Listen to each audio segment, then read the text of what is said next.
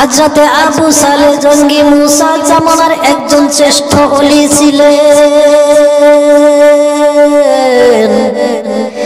যার কথা আমরা সকলেই কম বেশি পরিমাণে জানি, যিনি একটি ভেসে যাওয়া ফল খেয়ে সুদীর্ঘ 12টি বছর সওদাগরের বাগানের গোলামি করেছেন। একটি মাত্র ভেসে যাওয়া ফল খেয়ে 12টি বছর গোলামি করে তার ঋণ পরিশোধ করার জন্য চেষ্টা করেছেন। কেমন পুলিশে কিছু কিছু কিতাবে রয়েছে 3 বছর। আমি যে কিতাবটি পড়েছি সেই কিতাবের ভিতরে 3 বছর উল্লেখ রয়েছে। আল্লাহর বান্দা, আল্লাহর ওলি সফরের মধ্যে অনেক তৃষ্ণাতুর অবস্থায়, ক্ষুধার্ত অবস্থায় হয়ে গেল। তৃষ্ণা অবস্থায় পানি পান করার জন্য নদীর কিনারায় চলে গেল। নদীর কিনারায় চলে দিয়ে পানি পান করবে, এমন সময় সম্মুখ দিয়ে দেখতেছেন একটি সুস্বাদু ফল ভেসে যাচ্ছে। পানি পান করবে এমন সময় দেখতেছেন একটি সুন্দর ফল সম্মুখ দিয়ে ভেসে যাচ্ছে। ফলটি সঙ্গে সঙ্গে টপ করে ধরে খেয়ে ফেলল। অনেক তৃষ্ণাতুর অবস্থা তো, তাই ফল খাওয়ার আগে মনে হলো না যে কার গাছের ফল আমি খেলাম। যখনই ফলটি খেয়ে ফেললো, ফলটি খাওয়ার পর মনে হলো, ইসি আমি কোন গাছের, কার গাছের ফল খেলাম, আমি তো তারে জিজ্ঞাসিত করি নাই, আমি তো তার কাছ থেকে কিনেও নেই। এই ফলের ঋণ কিভাবে আমি পরিশোধ করব? এ নিয়ে চিন্তা ভাবনায় পড়ে গেলেন। উনি মনে মনে চিন্তা করতেছেন, হয়তো কিয়ামতের দিন এই ফলের জবাবদিহি হতে হবে। কেমন নফস আমার, নফসে বলল আর আমি খেয়ে ফেললাম, নফসের পায়রবি করলাম। এ নিয়ে চিন্তা ভাবনায় পড়ে উনি ভাবতেছেন যে কিয়ামতের দিন যদি এই ফলের বদলায় আমার সমস্ত আমল যদি দিতে লাগে, তাহলে তো আমি বরবাদ হয়ে যাব। এই চিন্তা ভাবনা করে মনে মনে স্থির করলো যে কি আমি ফলের ঋণ পরিশোধ করার জন্য ফলওয়ালার কাছে আমি যাব। যখন এই চিন্তা ভাবনা মনের ভিতরে এসে গেল, হযরতে আবু সালেহ জঙ্গি মুসা সেই ফল গাছওয়ালাকে বিশ্রায়ে খুঁজে খুঁজে নদীর কিনারায় রওনা হয়ে গেল। নদীর কিনারা দিয়ে বিশ্রায়ে খুঁজে খুঁজে হয়রান হয়ে গেল।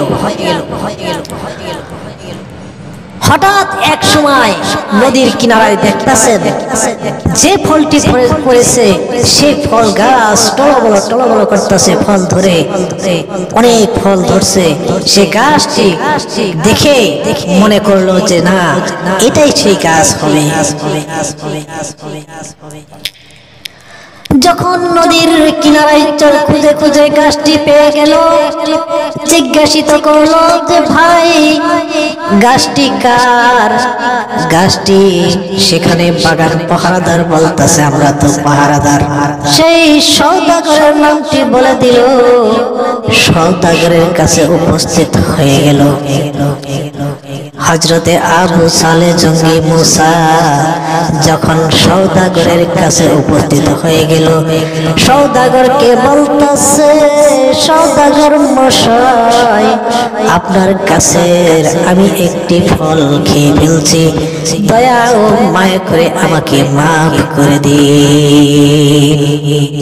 সমস্ত ঘটনা খুলে বলল যে আমি এইভাবে একটি ফল ভেসে যাচ্ছিল, সে ফলটি আমি খেয়ে ফেলছি, আমার মনে ছিল না। সওদাগর মনে মনে চিন্তা ভাবনা করা আরম্ভ করে দিল। একটি একটি ফল নদীর তীরে ভেসে যাচ্ছিল, সেই ফলটি খেয়ে যে ঋণ পরিশোধ করতে আসে সে তো কম মাপের মানুষ নয়, সে তো অনেক বড় মাপের মানুষ হবে। এই চিন্তা করে সওদাগর মনে মনে ভাবতেছে, একে কোন কাজে আমি ব্যয় করলে আমার লাভ হবে। সওদাগর লাভের চিন্তা শুরু করে দিল, একে কোন কাজে আমি কোন ওসিলায় আমি রাখতে পারি। সওদাগর মনে মনে চিন্তা ভাবনায় পড়ে গেল যে আমার তো ঘরে একটা কুমারী মেয়ে আছে, মেয়েটিকে যদি এর সঙ্গে বিবাহ দিতে পারি আমার মেয়ের জীবনটা ধন্য হয়ে যাবে। তাই মনে মনে চিন্তা করে কিছু চতুরালি আরম্ভ করে দিল। বলতাছে, তুমি পরের গাছের ফল খেয়েছো, কার হুকুমে?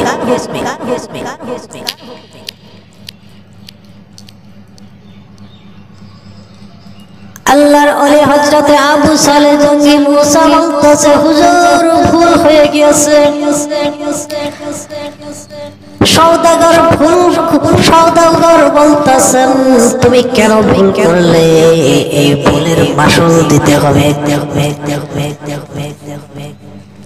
আল্লাহর ওলি বলেন যে কিভাবে ভুলের মাসুল আমি করব আপনি বলে দিন।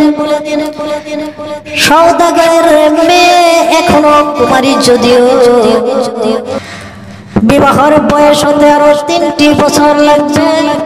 তাই সওদাগর বলতেছেন, যদি তুমি 3টি বছর আমার বাগানের গোলামি করো তাহলে এই শর্তে আমি তোমাকে মাফ করে দিতে পারি, নচেৎ তোমাকে মাফ করা যাবে না। 3টি বছর আমার বাগানের তুমি গোলামি করতে হবে, পাহারাদার হয়ে থাকতে হবে, কিন্তু এর বিনিময়ে কোনো ময়না দিতে পারবো না, কেবল ভাত খেতে পারবে। আমরা বলি না পেটে ভাতে ময়না, সে পেটে ভাতে ময়নার দ্বারা 3 বছরের জন্য আল্লাহর ওলি সওদাগরের বাগানের পাহারাদার হয়ে গেল। একটি মাত্র ফল। সুদীর্ঘ 3টি বছর যখন চলে গেল, সওদাগর বলতেছে, তোমার তো 3টি বছর পূর্ণ হয়ে গেল, কিন্তু কামের ভিতরে বাগানের ভিতরে পাহারাদার তোমার ঠিক মতো হয় না।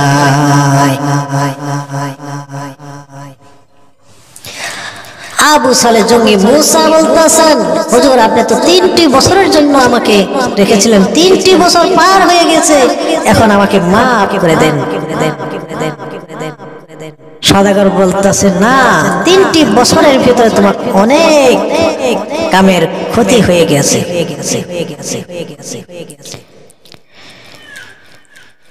হযরতে আবু সালেহ জঙ্গি মুসা বলতেছেন, তাহলে কি করতে হবে বলুন, কি করলে আমাকে মাফ করে দিবে? একটু দয়া করে বলুন। সুযোগ পেয়ে সওদাগর কাজে খাটানো আরম্ভ করে দিল।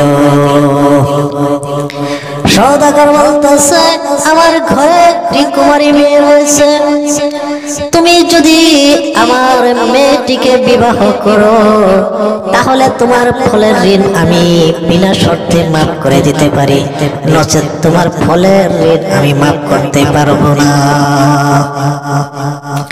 নচেৎ আমি তোমার ফলের ঋণ মাফ করে দিতে পারবো না। বলতেছে, আমার ঘরে একটি কুমারী মেয়ে রয়েছে, মেয়েটিকে তুমি যদি বিবাহ করো আমি বিনা শর্তে তোমাকে মাফ করে দিতে পারি, কিন্তু আমার মেয়েটির কিছু বর্ণনা শুনে নাও। মেয়েটি হয়েছে ল্যাংড়া, বুবা, কানা। মেয়েটি কানেও শুনে না, এমন মেয়ে। এই কথা শোনার সঙ্গে সঙ্গে হযরতে আবু সালেহ জঙ্গি মূসা মনে মনে চিন্তা করলেন, হায়রে হায়, একদিক দিয়ে যদি ভালো হতো তবুও তাকে নিয়ে সংসার করা যেত। এখন কি করব? যদি বিবাহের প্রস্তাবে আমি যদি রাজি না হই তাহলেও তো মাপ হবে না। আবার যদি বিবাহের প্রস্তাবে রাজি হয়ে যাই, একে নিয়ে কিভাবে আমি সংসার করব? এই নিয়ে চিন্তা ভাবনা করতে করতে ভাবলো ফলের ঋণ তো পরিশোধ করতেই হবে, আমি রাজি হয়ে যাই। আল্লাহর ওলি আবু সালেহ জঙ্গি মূসা মানতে হয়ে গেল।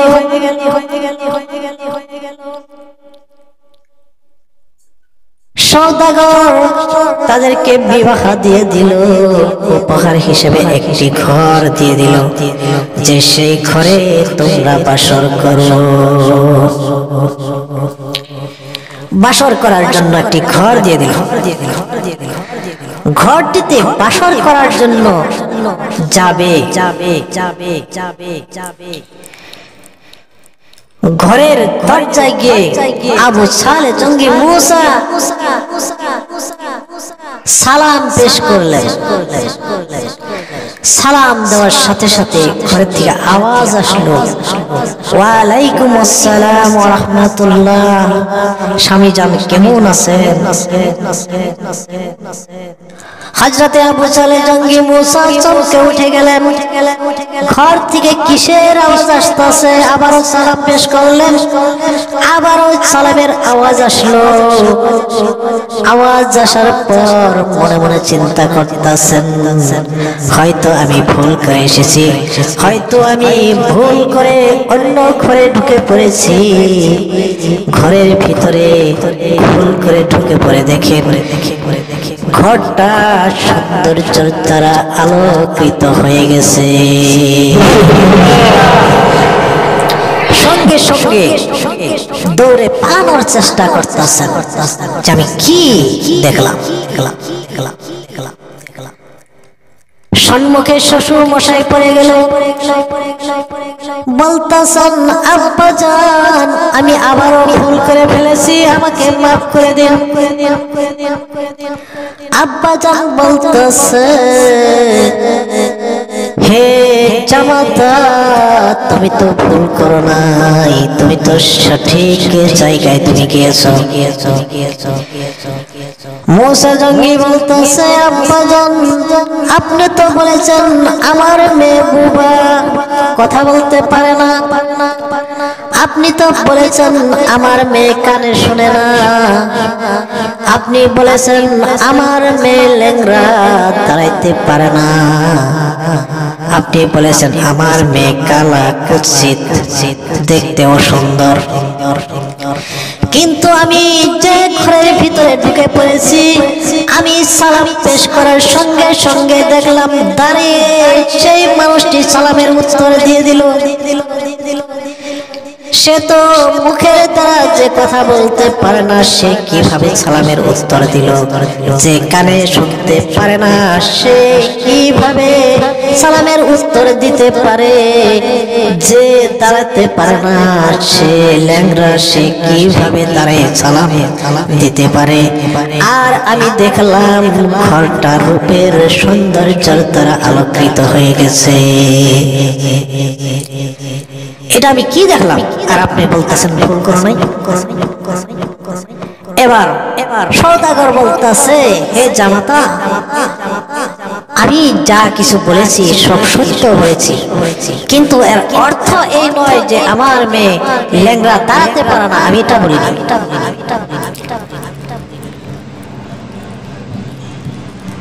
তাহলে শোনো জামাতা,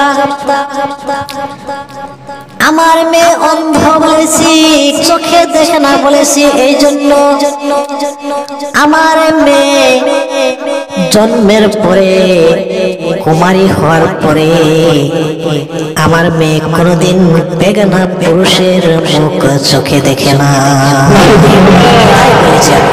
আমার মেয়ে চোখে দেখে না, কানা। আমার মেয়ে ল্যাংড়া এই কথা বলেছি। আমার মেয়ে কুমারী হওয়ার পর পা দিয়ে হেঁটে অন্য পুরুষকে দেখতে যায় নাই, অন্য বাড়িতে পর্যন্ত যায় নাই। তাই বলেছি আমার মেয়ে ল্যাংড়া। আমার মেয়ে কানে শুনে না, এর অর্থ হয়েছে আমার মেয়ে ভিন পুরুষের কোনোদিন আওয়াজ আমার মেয়ের কানে আসে নাই। আমার মেয়ের চেহারা কালো, এর অর্থ হয়েছে আমার মেয়ের চেহারা আজ পর্যন্ত কোনো বেগানা পুরুষ দেখে না। আচ্ছা বলো তো, তুমি 12টি বছর আমার এই বাগানের তুমি পাহারাদার ছিল, তুমি কি আমার মেয়েকে দেখেছো? বলতেছেন না, আমি কোনদিন দেখিনি। আপনার মেয়ে আছে কি না তাই আমি জানি না।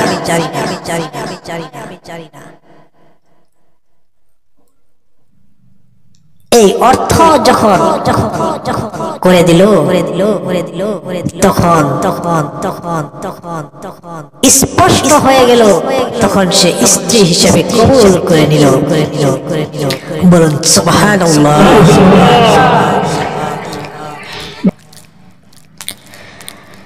বাসর ঘরের ভিতরে স্ত্রী বলতেছেন, স্বামী যান,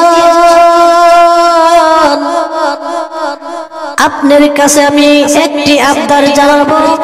সে আবদারটি হয়েছে আমাকে রাত্রি বেলায় একটি সময় দিতে হবে, যে সময়টা আমি আল্লাহ রাব্বুল আলামিনের কাছে মাথা নত করব। রাত্রিবেলা আমাকে একটু সময় দিতে হবে, আর সেই সময়টাই হয়েছে আমি তাহাজ্জুদ গুজারকারী হব, আমি আল্লাহ রাব্বুল আলামিনকে ডাকবো। সেই ডাকের জন্য আপনি আমাকে একটু সময় দিতে হবে। 5 ওয়াক্ত নামাজের জন্য আমাকে সময় দিতে হবে, আমাকে কোরআনুল কারীম তেলাওয়াত করার জন্য সময় দিতে হবে। স্বামী মঞ্জুর করে নিলেন। 2 জনের বাসর হয়ে গেল। বাসর ঘরের ভিতরে রাত যাপন করলেন। রাত যাপনের পর 2 জনের ভিতরে এমন মধুর সম্পর্ক রয়েছে, 2 জনে আল্লাহ রাব্বুল আলামিনের কাছে ফরিয়াদ করলেন, হে আল্লাহ রাব্বুল আলামিন, আমার ঘরে যে সন্তান তুমি দেবে সেই সন্তানকে তুমি জামানার শ্রেষ্ঠ ওলি হিসাবে দিও।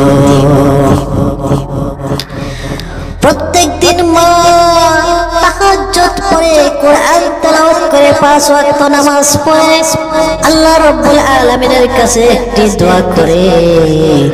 যখনই তারা 2 জন একসঙ্গে মিলিত হয় তখনই দোয়া করে, হে আল্লাহ রাব্বুল আলামিন, যে সন্তান তুমি আমার ঘরে দেবে সেই সন্তানকে তোমার বন্ধু হিসেবে তুমি কবুল করে নিও।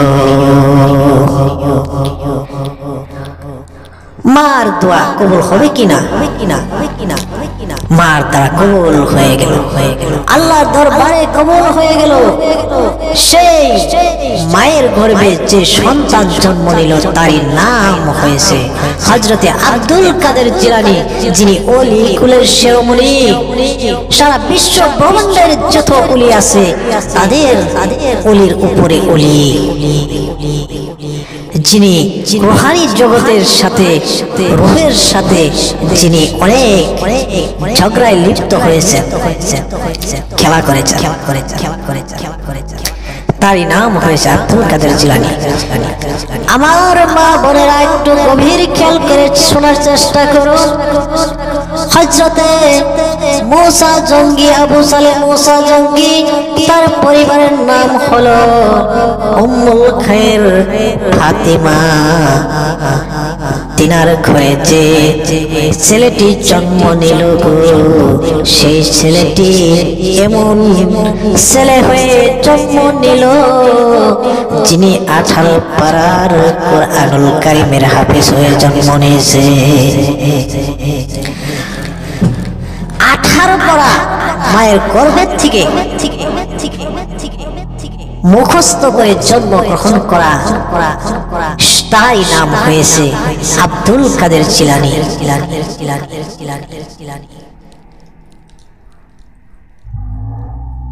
তার যত কেরামত, কি কেরামত,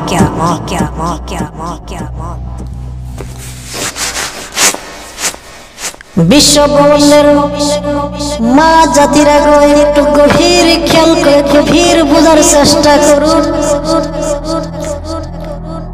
ফরমাটা ঠিক ছিল, ফরমার লেখাটিও ছিল উম্মুল খায়ের ফাতিমা। তিনি কেমন মানুষ ছিলেন, সেই লেখাটিও ছিল আল্লাহর ওলি। ওলি লেখা ফেরাম থেকে কি বাহির হবে একটু চিন্তা করুন। সে ওলি লেখা ফেরাম থেকে আল্লাহর শ্রেষ্ঠ ওলি বাহির হয়ে আসলো।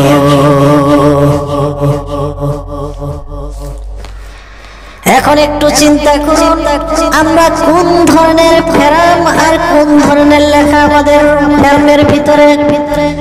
আমাদের ফেরামের ভিতরে লেখা রয়েছে জালেম, আমাদের ফেরামের ভিতরে লেখা রয়েছে দুনিয়া, আমাদের ফেরামের ভিতরে লেখা হয়েছে সম্পদ। আর আমরা সম্পদের পাহাড় হয়ে আমাদের সন্তান বাহির হয়, আমাদের সন্তান জালিম হয়ে বাহির হয়, আমাদের সন্তান মূর্খ হয়ে দুনিয়াতে বাহির হয়। একটু গভীর চিন্তা করে খেয়াল করে আমাদের ফেরাম এবং লেখাটি আমরা বদলানোর চেষ্টা করি ইনশাআল্লাহ।